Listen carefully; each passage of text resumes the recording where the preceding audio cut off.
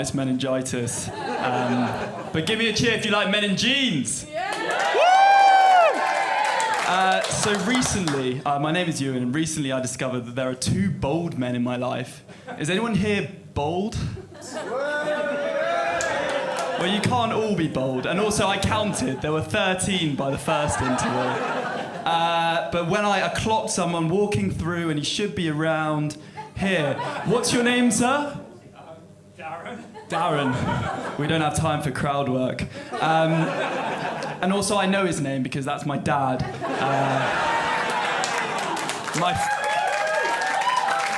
Thank you. We're going to go over time if we keep doing that. But yeah, I know his name because he's my dad, my father, a man who shares my genes. Also, I hope,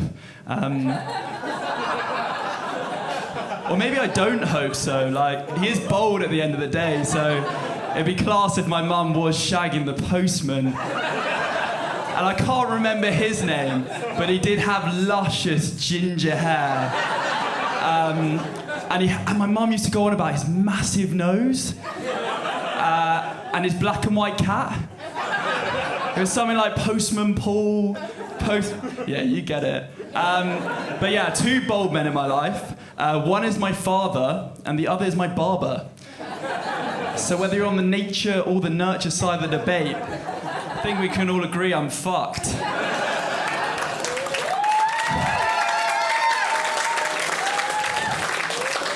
And I can tell you don't think I am. That's fine, I am. You can check my shower drain later if you'd like. But yeah, my barber, a guy called Ahmed, lovely bloke. First met him just after COVID, when the front of his hair was socially distancing from the back here. And I believe on the Bold Men subreddits. Has anyone been on the Bold Men subreddits? Just me? On the Bold Men subreddit, they call this the island because you have a little bit of hair here and not so much elsewhere.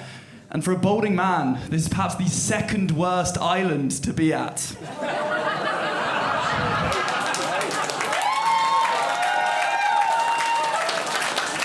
The first is, of course... Not you. Sorry? Can someone just tell me? The first is, of course... He doesn't want to lose his job. Epstein! Love Island. Can you imagine what it'd be like for a balding man like me on Love Island? You just get to a recoupling and she's like, oh, like, you know what, you're like just my type and like, I just don't want your head to turn. And I'd be like, don't worry, darling, my head's not turning anytime soon. I may be a tall king, but you ain't gonna see this crowd. Type shit.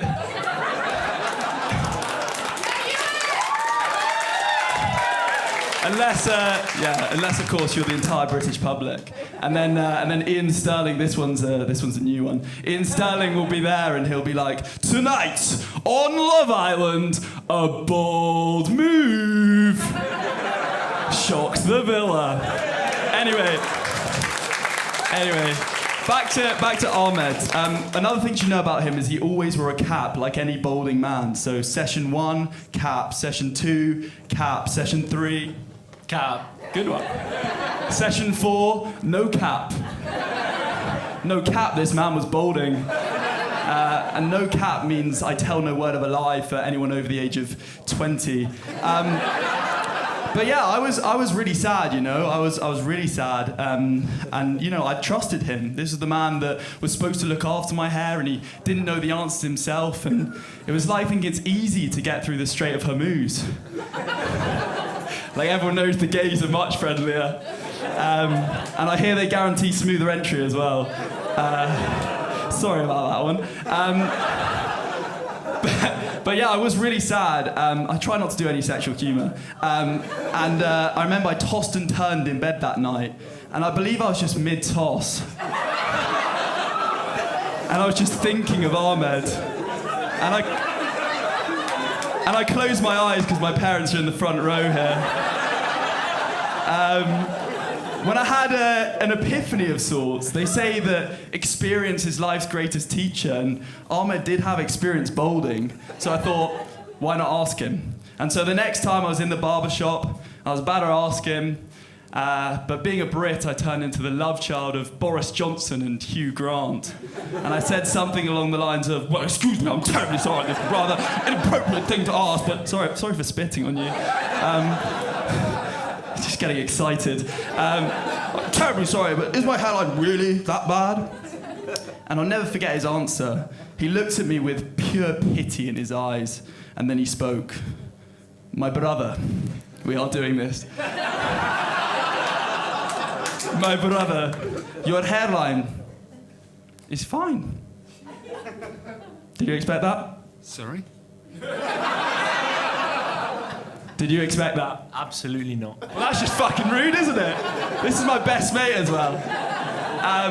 But yeah, he said, your hairline is fine, but your hair is thin. And when he said he's thin, he pointed to his own hair as if to say, me and you, my brother. Me and you.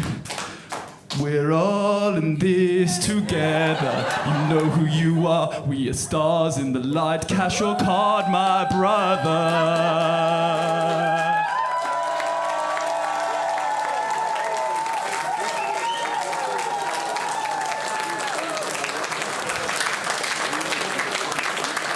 I probably should have ended it there.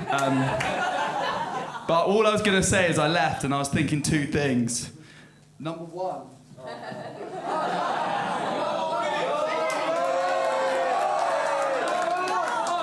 Number one, Ahmed shouldn't be on a barbershop. He definitely shouldn't be on Backyard Comedy Club. He should be on the West End. And number two, no, Ahmed, we're not all in this together. I'm not going to go bold because my mum was shagging Postman Pat.